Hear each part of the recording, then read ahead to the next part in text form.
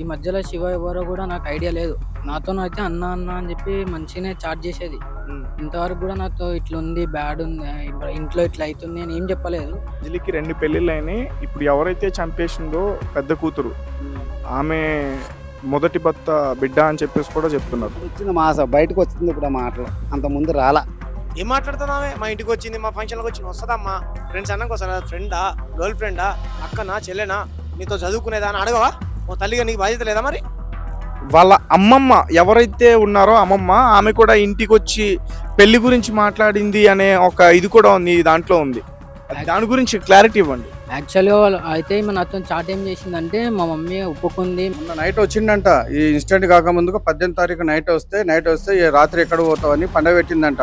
అంజలి వండబెట్టింది, చనిపోయిన ఆమె వండబెట్టినాక అప్పేనా అబ్బాయిని వండబెట్టింది నైట్. రైట్. అంటే ఇక్కడ ఆమెని పోలీస్ స్టేషన్ ఇప్పుడు తన కూతురు పోయినప్పుడు ఎక్కడికి పోయిందో ఏంటంటే మిస్సింగ్ కేసు పెట్టినప్పుడు నీ కొడుకు దగ్గర ఉన్నప్పుడు వచ్చి నీకు కూడా కౌన్సిలింగ్ ఇచ్చి ఉంటారు పోలీసులు.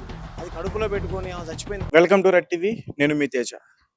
సో జీడిమెట్లలో జరిగిన దారుణమైన సంఘటన. ఒక 10వ తరగతి చదువుతున్న 16 సంవత్సరాలు ఉన్న ఒక బాలిక తన తల్లిని అతి దారుణంగా హత్య చేసి చంపేస్తుంది. అయితే ఈ కేసులో చాలా విషయాలు కూడా ఇప్పటివరకు వెలుగులోకి వచ్చాయి.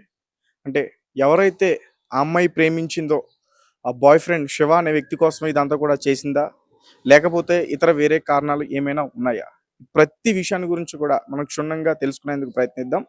ప్రజెంట్ ఎక్కడైతే ఈ అంజలి నివాసం ఉంటున్నారో వాళ్ళ ఫ్యామిలీతో కలిసి ఆ ఇంటికి మనం రావడం జరిగింది. ఇక్కడైతే ప్రజెంట్ ఇదంతా కూడా లాక్ చేసి ఉంది. సో ఇక్కడ మనం చూడొచ్చు, ప్రజెంట్ ఇదంతా కూడా లాక్ చేసి ఉంది. సో అంటే ఇన్సిడెంట్ జరిగిన తర్వాత పోలీసులు వచ్చి ఇక్కడ నుంచి క్లూస్ అన్ని కూడా కలెక్ట్ చేసుకుని దీన్ని లాక్ చేశారు. అయితే ఇక్కడ మనం బ్లడ్ మార్క్స్ కూడా చూడొచ్చు. అంటే డెడ్ బాడీని తీసుకెళ్తున్నప్పుడు ఇవన్నీ కూడా ఈ బ్లడ్ మార్క్స్ ఇప్పటికి ఈ ఇన్సిడెంట్ జరిగి 3 days అవుతున్నా ఆ బ్లడ్ మార్క్స్ అన్ని కూడా ఇక్కడనే ఉన్నాయి. రైట్. ఇప్పుడు ఎక్కడైతే ఆమె హత్య చేయబడిందో అది కూడా నేను చూపించే ప్రయత్నం చేస్తాను, ఎందుకంటే ఈ హత్య కిచెన్ లో జరిగిందంటూ కూడా చెప్తున్నారు. అండ్ ఒకసారి దాని గురించి కూడా నేను పూర్తిగా చెప్పేందుకు ప్రయత్నిస్తా. సో ఇన్సిడెంట్ జరిగిన ఏరియా ఇది. సో పాపం ఆమె అంజలి ఎవరైతే చనిపోయారో ఆమె అక్కడ వంట చేసుకుంటూ ఉంటుంది. అదే టైంలో ముందుగా ప్లాన్ చేసుకున్న ప్రకారం ఎవరైతే పగిళ్ళ శివ అని చెప్పేసి మనం చెప్పుకుంటున్నావో ఆ వ్యక్తి వచ్చి ఆ చీరను పట్టుకుని ఉన్నాడు.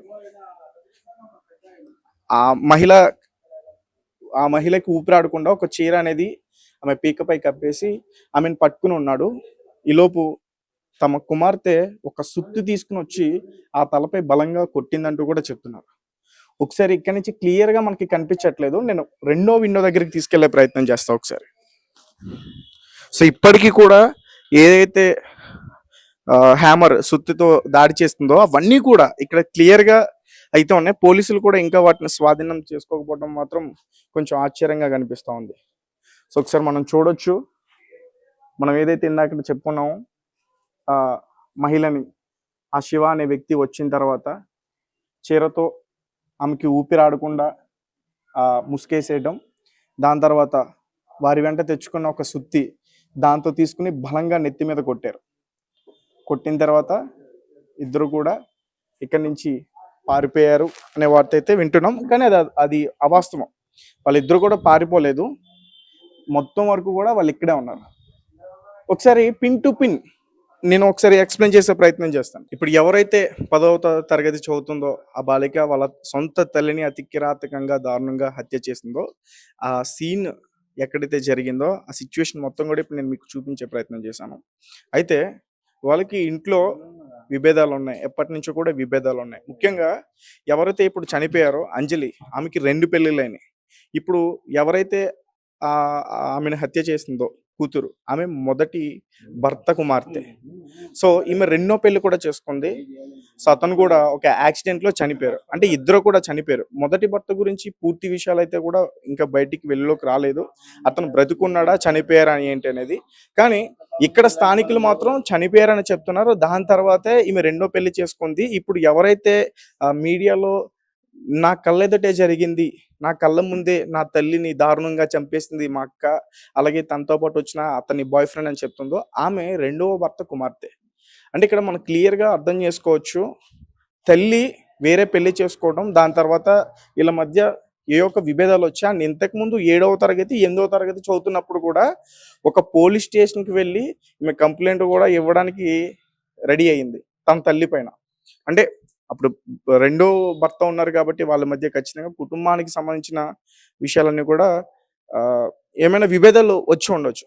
అయితే రీసెంట్గా వీళ్ళిద్దరి వ్యవహారం తెలిసిన తర్వాత అంజలి ఇద్దరిని కూడా మందలించింది. ఎందుకంటే స్థానికంగా ఆమె గురించి చాలా మంది చాలా విషయాలు కూడా చెప్తా ఉన్నారు. పాలిటిక్స్లో కొంచెం చురుగ్గా ఉంటుంది, హెల్పింగ్ నేచర్ కూడా ఉంది. అలాగే ఈ తెలంగాణకు సంబంధించిన ఒక ఫోక్ సింగర్, ఈ సంస్కృతి పాటలు ఇవన్నీ కూడా పాడుతుంది, ఇలాంటివన్నీ కూడా చెప్తా ఉన్నారు. సో అంటే ఈమెకి ఇలాంటి విషయాలన్నీ కూడా బయటికి వెళ్ళడం, పోలీస్ స్టేషన్లో చెప్పుకునే నలుగురిలోని నవ్వులు పాలవడం, ఇలాంటివన్నీ కూడా ఈమె చెప్పడానికి ఇష్టపడలే. సో ఇద్దరిని కూడా చక్కగా కూర్చోబెట్టి మందలించే ప్రయత్నం చేసింది. అలాగే ఈమె కుమార్తె ఎవరైతే ఉన్నారో ఈమె కూడా వీళ్ళ తల్లి మాట వినకుండా ఇప్పుడు నల్గొండ పగిల్లా శివ అని ఎవరైతే పేరు చెప్పుకుంటున్నామో నిందితుడు, సో అతని దగ్గరికి వెళ్ళడం, వాళ్ళ ఇంటికి వెళ్ళడం, ఇవన్నీ కూడా ఎప్పుడు తెలిసే. ఇప్పుడు పగిల్లా శివ అనే వాళ్ళ అమ్మ మిగతా విషయాలన్నీ కూడా రీసెంట్గా ఆమె ఇన్సిడెంట్ జరిగిన తర్వాత మీడియాకి ఇచ్చిన ఇంటర్వ్యూలో చాలా విషయాలు కూడా చెప్పింది. ఆమె మా ఇంటికి వచ్చేది, మాతో ఉండేది, పండుగలకు వచ్చేది, పబ్బాలకు వచ్చేది, ఇక్కడ ఉండేది అంటూ కూడా. సో అంటే ఈ విషయంలో మాత్రం ఈ ఎంటైర్ ఎపిసోడ్లో ఈమెను కూడా అరెస్ట్ చేయాలి. ఎందుకంటే ఒక కొడుకు 16 సంవత్సరాలు ఉన్న ఒక అమ్మాయిని తీసుకొచ్చి తన ఇంటి దగ్గరికి తీసుకొచ్చాడు, ప్రేమ వ్యవహారం నడిపిస్తున్నాడు, అది చట్టపరంగా తప్పు, ఫోక్సో యాక్ట్ అది. సో ఆ తల్లి కూడా మందలించకుండా తన కొడుకు చేసిన తప్పును వెనకేసుకురావడం, అలాగే ముందు నుంచి కూడా సహకరించడం, సో ఇవన్నీ కూడా జరుగుతున్నాయి. సో ఈ ఎంటైర్ ఎపిసోడ్లో ఈమె కూడా నిందితురాలే. ఈ పగిల్లా శివ ఎవరైతే నిందితుడున్నాడో వాళ్ళ తల్లిని కూడా ఖచ్చితంగా అరెస్ట్ చేయాలి. అలాగే రీసెంట్గా ఈమె గురించి, ఈమె పాలిటిక్స్లో ఉంది కాబట్టి, తిరిగింది కాబట్టి ఈమె గురించి కొంతమంది స్థానికులను అడిగే ప్రయత్నం చేస్తున్నప్పుడు చాలా విషయాలు కూడా వెలుగులోకి వచ్చాయి. అంటే ఇంతకుముందు వేరే ఇంటి దగ్గర ఉన్నప్పుడు ఎవరినో మోసం చేసిందని, దానికి సంబంధించిన వాళ్ళు ఇలా చేయించుంటారని, ఇలా అనేక కోణాల్లో మాట్లాడుతున్నారు. కానీ ఫస్ట్ నుంచి కూడా దీని గురించి చుట్టూరు ఈ కథ అంతా కూడా వీళ్ళ కూతురు దగ్గరే తిరిగింది. సో అంటే నిజానికి ఈరోజు ఒక రెండవ బిడ్డ ఎవరైతే బయటకు వచ్చి నిజాలన్నీ కూడా చెప్పిందో ఆమెను కనుక హత్య చేస్తుంటే అసలు ఈ హత్య ఎలా జరిగింది అనేది మాత్రం ఒక మిస్టరీగానే ఉండిపోయింది. పైగా తన కళ్ళ ముందే తన తల్లిని చంపేశారు.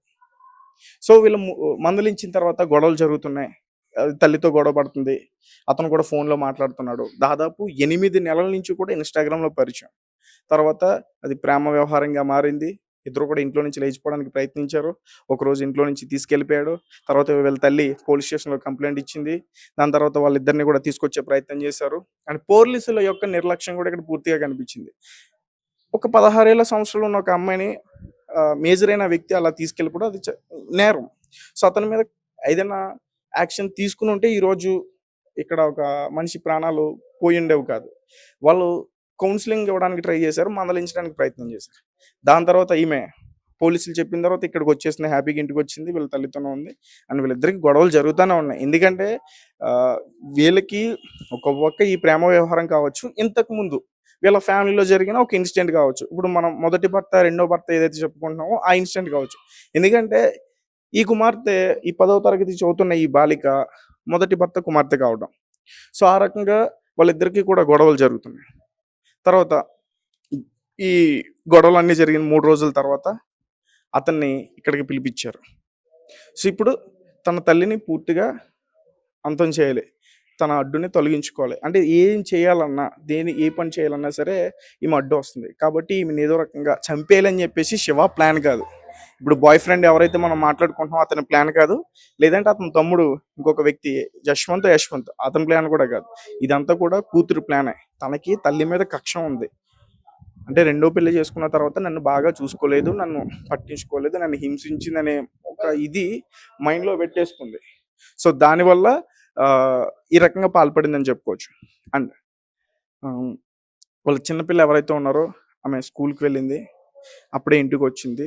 ఇంటికి వచ్చిన తర్వాత అమ్మకి బాగాలేదు, కింద పడిపోయింది అమ్మ. ఒకసారిగా స్పృహ లేదు అమ్మకి. నువ్వు వెళ్ళి ఎవరన్నా మీ ఫ్రెండ్స్ని తీసుకురా ఒకసారి అని చెప్పేసి చెప్పింది. దీనికన్నా ముందు ఒక చిన్న ఇది కూడా జరిగింది, అది చెప్పడం మర్చిపోయింది, సారీ. అమ్మ మనల్ని బయటికి వెళ్ళి ఒక ఆంటీని తీసుకురమ్మంది, మన ఇద్దరం వెళ్ళాలని చెప్పేసి ఒక కథ చెప్పడం మొదలుపెట్టింది ఆమెకి. పాపం మా చిన్న పిల్ల కదా, ఆ 7వ తరగతి చదువుతుంది. ఆమె నమ్మేసి నిజంగానే ఎవరినో తీసుకురమ్మంది ఏమన్నా మా అమ్మ అని చెప్పేసి వెళ్ళింది. వెళ్ళి వచ్చేసరికి ఈ ఇన్సిడెంట్ అంతా జరిగింది. తర్వాత ఆమె వచ్చిన తర్వాత కూడా స్పృహ తప్పి పడిపోయింది. ఎవరన్నా తీసుకురా, ఎవరికి చెప్పకు, ఒక ఆ మీ ఫ్రెండ్స్కి ఎవరికైనా తీసుకురా అని చెప్పేసి చెప్పారు. ఈ లోపల వీళ్ళు చెయ్యాల్సిందంతా కూడా చేస్తారు. ఇందాక నేను చెప్తున్నట్టు ఏదైతే సుత్తి ఉందో దాన్ని తీసుకుని బలంగా కొట్టడం, ఇవన్నీ కూడా చేశారు. తర్వాత పగిళ్ళ శివ అనే వ్యక్తి వాళ్ళ తమ్ముడు కూడా అంజలి యొక్క గొంతును కూడా కోసేశాడు. సో అయినా సరే అంత పెద్ద దాడి జరిగిన ఆమె పైన ఆమె కొన ఊపిరితో ప్రాణాలతో ఉంది. ఆ చిన్న పాప వచ్చిన తర్వాత కూడా ఆమె ప్రాణాలతోనే ఉంది.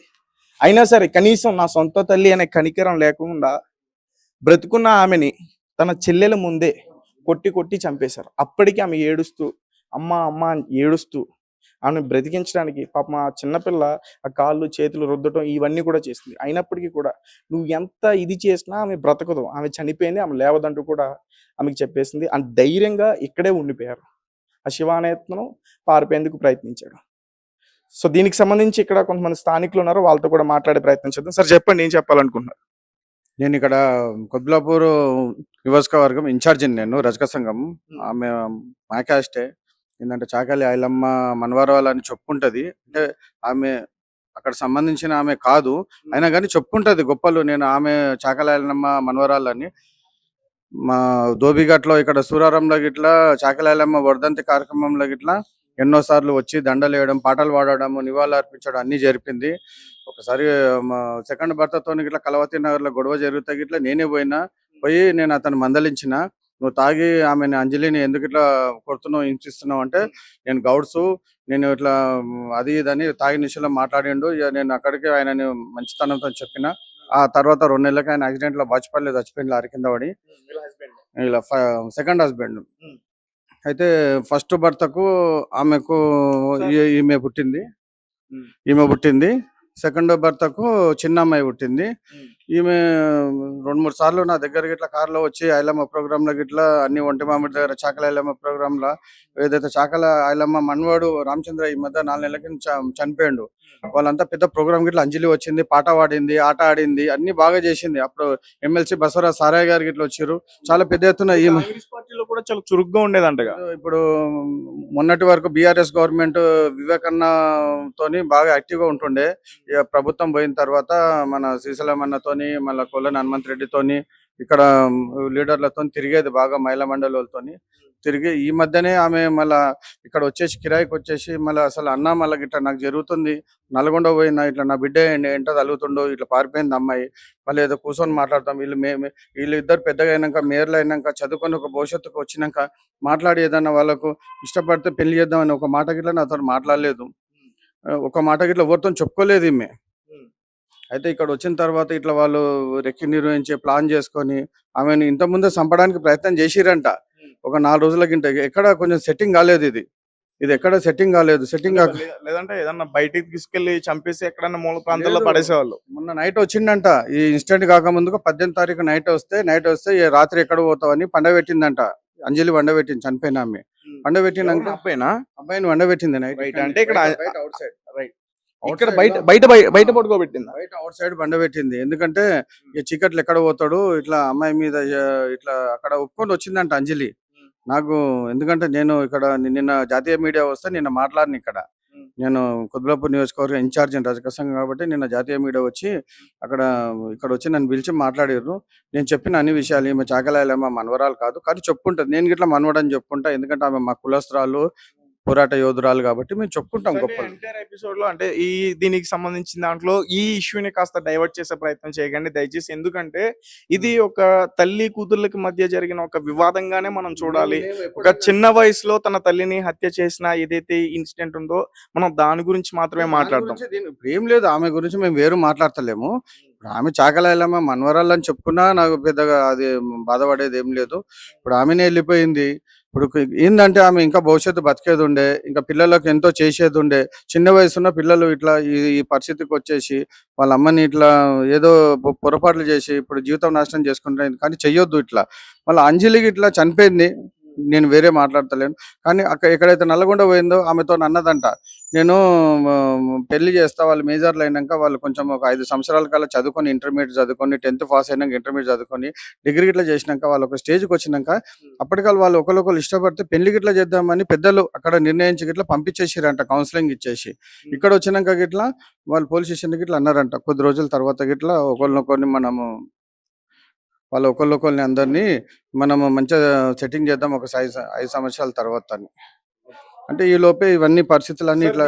దీన్ని ఎలా చూడాలంటారు? అంటే ఇప్పుడు చిన్న వయసులో అంత క్రూరంగా ఆలోచించి తన సొంత తల్లినే చంపేయడానికి ఈమె ఒక ప్లాన్ వేసుకుని ఒక పథకం వేసి ఇదంతా కూడా చేపించింది. దీన్ని ఎలా చూడాలంటారు? అంటే ఇప్పుడు ఈ తల్లి సపోర్ట్ చేస్తున్నా అంటే మీకు అంటే ఒక ఏజ్ వచ్చిన తర్వాత కూడా మ్యారేజ్ చేద్దామన్నా సరే ఇలాంటి ఇన్సిడెంట్ చేయడానికి వాళ్ళు సిద్ధపడ్డారు. పిల్లోని తల్లి నల్గొండలో ఏదైతే కటంగూరు ఆమె మాట్లాడిందో చాలా పొరపాటు మాటలు. ఇంకా పిల్లల్ని ఎంకరేజ్ చేసుకొని వచ్చి చంపిందే కరెక్ట్ అని అంటే, మేము దలుచుకుంటే మా రజక సంఘం మేము పోయి ఆమెని, ఎందుకంటే ఏమైనా మేము మహిళని ఏమైనా మేము అనగలము. కానీ ఎందుకంటే మీరు ఇంతకుముందే అన్నారు, మొత్తం చట్టాలు ఉన్నాయి మనకు, వాళ్ళు చర్య తీసుకోవాలి. ఆమెను గిట్లా అరెస్ట్ చేసి ఇట్లా అంటే ఇంకా ప్రోత్సహించినట్టు అయిపోతుంది. ఇంకా మిగతా వాళ్ళకి ఇట్లా పిల్లలకి ఇట్లా ఇంకా ఎంకరేజ్ చేసినట్టు అవుతుంది. నేను ఒకటే చెప్పేది ఒకటే, ఇటువంటి జరగకూడదు, ఎవరికైనా జరగకూడదు. పిల్లల భవిష్యత్తుని ఆటలు ఆడొద్దు. ఈ పిల్లలు ఏదో తెలియక ఏదో ఆవేశంలా ప్రేమ పిచ్చిలో పడిపోయి తర్వాత మత్తు వదిలిన తర్వాత ఇవన్నీ ఇప్పుడు జీవితం పాడు ఇదంతా. నేను ఒకటే వేడుకుంటున్నా, ఇటువంటి జరగకూడదు. అసలు రెండో పాప ఎవరైతే ఉన్నారో ఆమె గురించి తలుచుకుంటేనే చాలా బాధ అనిపిస్తుంది. ఎందుకంటే ఒకటి ఆమె నేను అంత్యక్రియలు చేయడం కూడా మనం చూసాం. ఒక చిన్న బిడ్డ అయ్యుండి ఎవరు ఆదుకునే పరిస్థితి లేదు ఆమెకు ఆదుకునే ఉన్న 2 లక్షలు గిట్లా ఆ శివ అనేటోడు ఎత్తుకొని పోయిండు.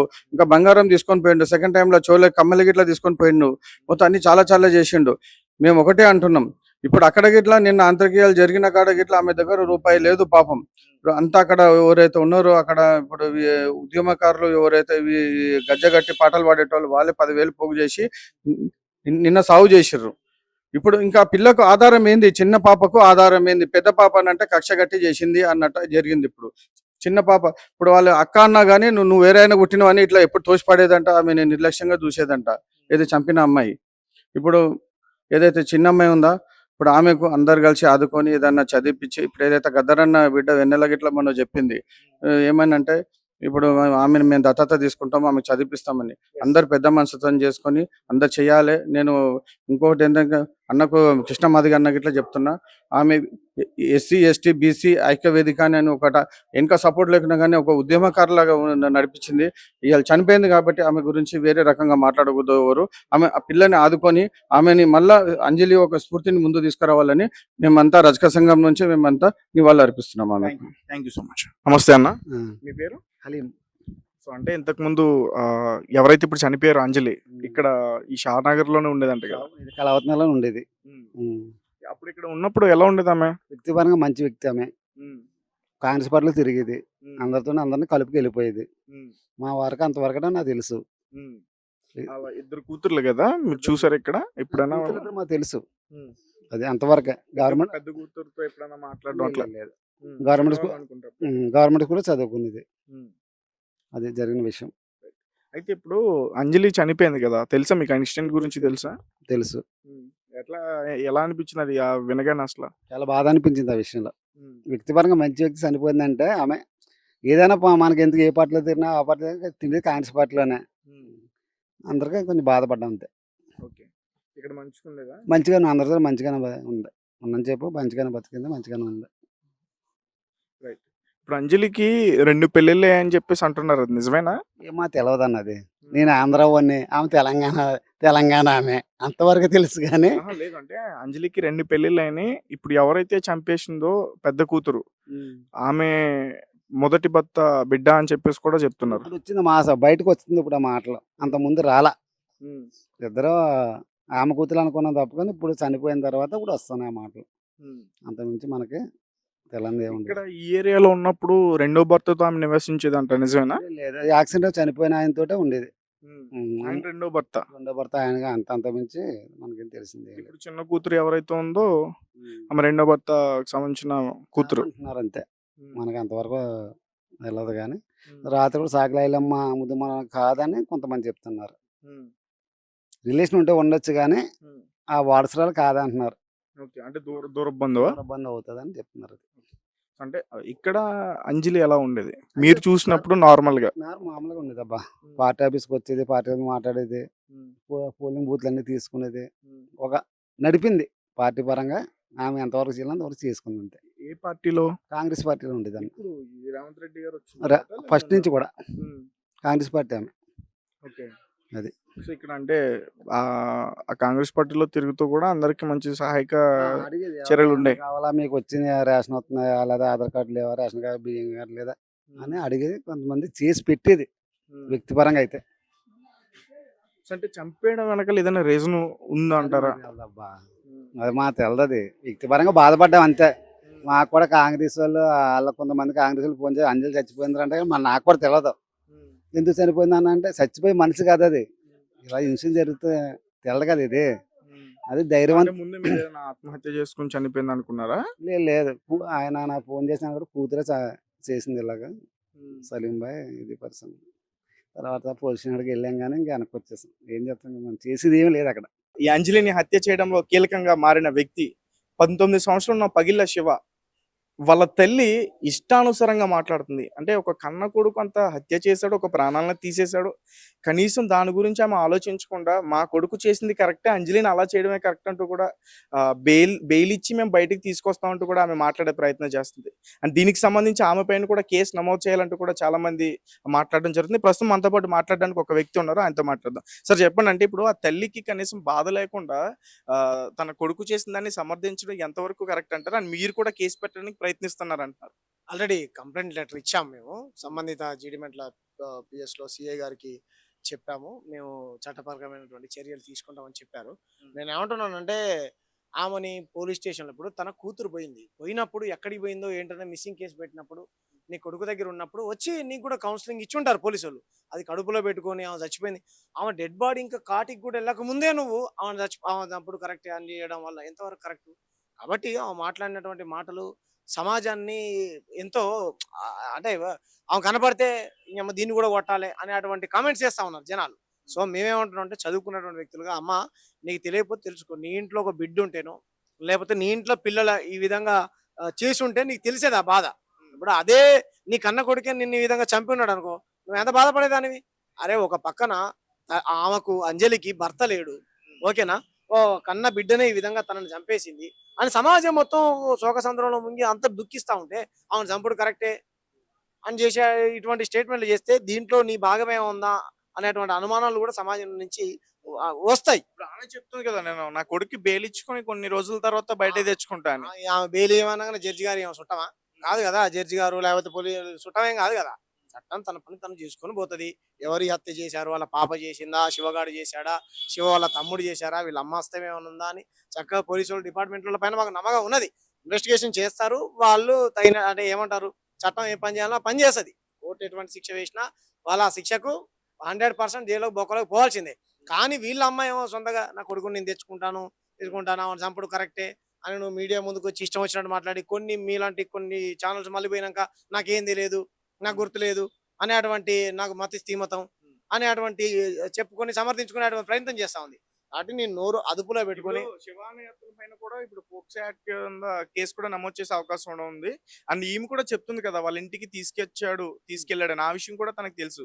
తెలిసిన విషయాన్ని కూడా ఆమె దాచే ప్రయత్నం చేసింది. వాళ్ళ కొడుకు తప్పిన ఆ కేసు కూడా పెట్టే ప్రయత్నం చేసి చంపేది. నేను ఏమంటానంటే ఎంతసేపు అంజలిని లేకపోతే అంజలి వాళ్ళ పాప మీద నిందేసే ప్రయత్నం చేస్తుంది తప్ప ఎవరు ఈ సంతోషిని అనేటువంటి ఈమె పగిళ్ళ సంతోషిని గారు ఏమవుతుంది, మరి నీ కొడుకు అంత శుద్ధ పూసే కదా, నీ కొడుకు అంత మంచోడు కదా. అరే నాయన, నువ్వు ఏదో మనం కూలీనాలు చేసుకుంటున్నాం, మనకు వయసు లేదు, ఏం పని చేసి ఆమెను జాతావు, ఆ పిల్ల చిన్నపిల్ల 16 సంవత్సరాలకు పెళ్లి చేస్తారా, బాగోదు గారా, మరి వాళ్ళ అమ్మకి చెప్పినవా, చెప్పితే నీకు అంత సంస్కారం ఉంటే నువ్వు చెప్పాలి కదా. నువ్వు నిజంగా అమ్మాయి వచ్చిందనుకో, అరే తెలివి ఉన్నటువంటి అమ్మాయి ఇంట్లోకి వస్తే ఎవరు వచ్చినా ఇంట్లో పెట్టుకుంటాను, ఏం మాట్లాడుతున్నామే, మా ఇంటికి వచ్చింది, మా ఫంక్షన్కి వచ్చి వస్తుందమ్మా, ఫ్రెండ్స్ అన్నాక వస్తారా, ఫ్రెండా, గర్ల్ ఫ్రెండా, అక్కనా, చెల్లెనా, నీతో చదువుకునేదా అని అడగవా? ఓ తల్లిగా నీకు బాధ్యత లేదా, మరి ఉందా లేదా?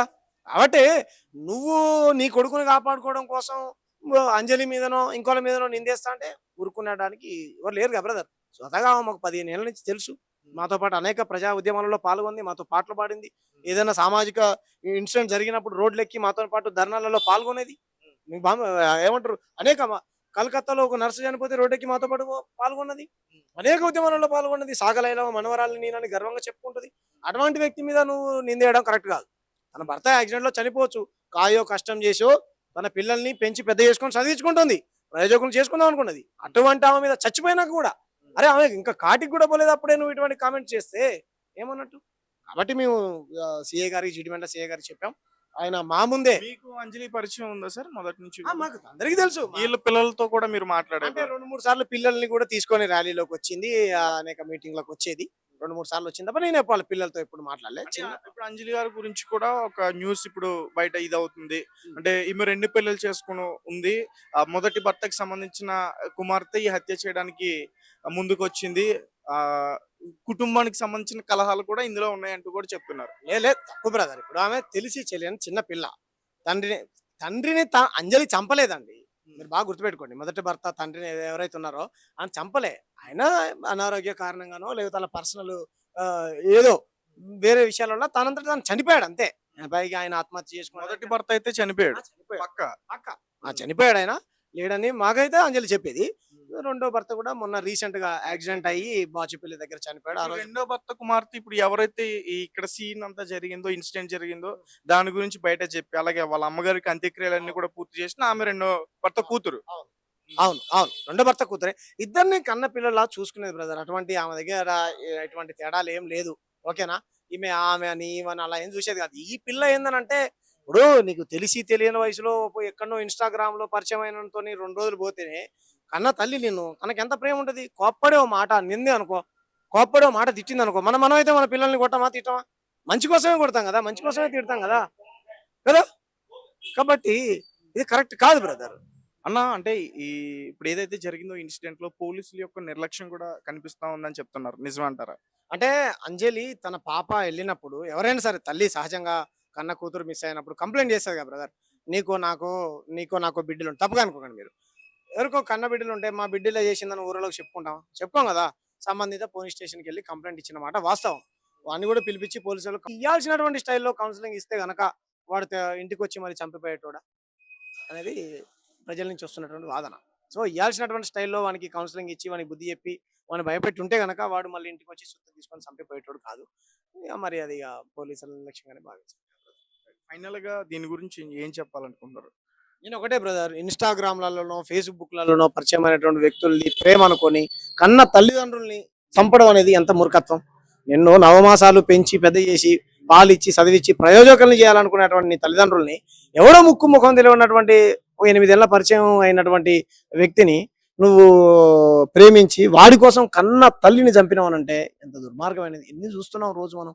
ఒక ఆమెమో డ్రమ్ములో వేసి సిమెంట్ వేసింది. ఒక ఆమె హనీమూన్ పేరుతోని ప్రియుడి కోసం భర్తను చంపేసింది. ఒక ఆమె 12 పెళ్లిళ్ళు చేసుకున్నది. ఒక ఆమె గద్వాల్లో బ్యాంకులో పనిచేసిన బ్యాంక్ ఎంప్లాయ్ తల్లితో పాటు ఈమె చేసింది. ఇన్ని చూస్తున్నాం. సో నేను ఏమంటున్నానంటే సమాజం ఎటువైపు పోతుంది బాధేస్తుంది. మాలంటూ ఓ మంచి విలువలతో కూడినటువంటి సమాజాన్ని నిర్మించాలి అనుకున్నప్పుడు ఫస్ట్ ఆఫ్ ఆల్ మన సమాజంలో ఒక అవేర్నెస్ ప్రోగ్రామ్స్ లాంటి ప్రభుత్వాలు చేయాలి. ఇంత దారుణంగా చచ్చిపోయిన తర్వాత కూడా వాళ్ళ అమ్మ సింపుల్ గా మా కొడుకుని తీసుకొచ్చుకుంటున్నాం అంటుందంటే మన చట్టాల పట్ల వ్యవస్థ పట్ల ఆమెకు అవగాహన లేకపోవడమా, లేకపోతే చదువు లేకపోవడమా, తెలియకపోవడమా అయి ఉండొచ్చు.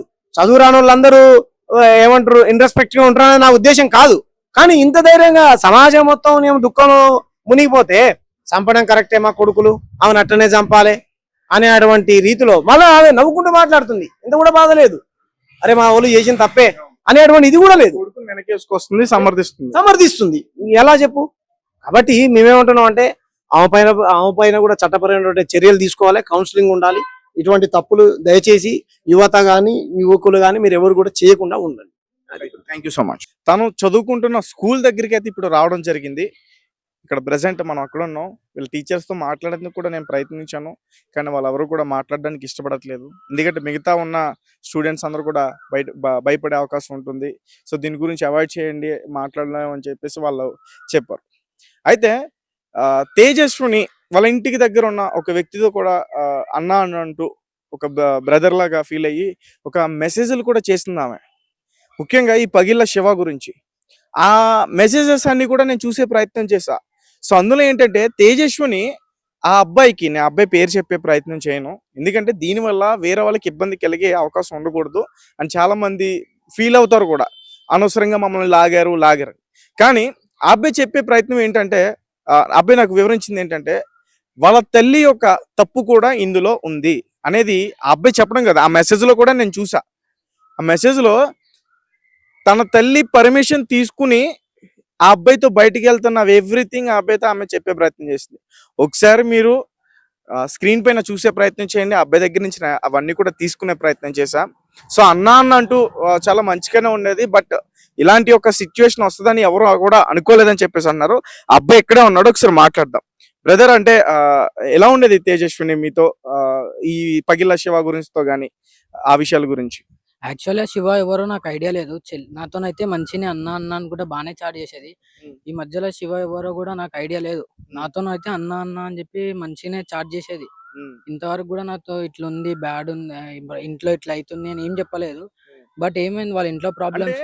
నువ్వు చూపించిన దాంట్లో ముఖ్యంగా వాళ్ళ అమ్మమ్మ ఎవరైతే ఉన్నారో అమ్మమ్మ, ఆమె కూడా ఇంటికి వచ్చి పెళ్లి గురించి మాట్లాడింది అనే ఒక ఇది కూడా ఉంది దాంట్లో ఉంది. దాని గురించి క్లారిటీ ఇవ్వండి. యాక్చువల్‌గా వాళ్ళు అయితే నాతో చాట్ ఏం చేసిందంటే, మా మమ్మీ ఒప్పుకుంది, మ్యారేజ్‌కి వెళ్తున్నా వాళ్ళ ఇంటి సైడు. మా మమ్మీ వెళ్ళమని చెప్పింది, పర్మిషన్ ఇచ్చింది నాకు అని చెప్పి నాకు యాక్చువల్‌గా మెసేజ్ పెట్టిందనమాట. అయితే నేనేం చేయలేను, వెళ్ళిపోయింది ఆమె. వాళ్ళ వాళ్ళ ఇంటి సైడ్ మ్యారేజ్‌కి వెళ్ళింది. వాళ్ళ మమ్మీ వెళ్ళమని చెప్పిందంట. వాళ్ళ నా దగ్గర క్లియర్ చాట్ ఉంది, మెసేజ్ ఒకసారి కూడా. చూపించండి ఒకసారి వీడియో. సో ఈ అబ్బాయి ఆల్రెడీ మనకి దానికి సంబంధించిన డీటెయిల్స్ కూడా ఇచ్చాడు. అండ్ ఒకసారి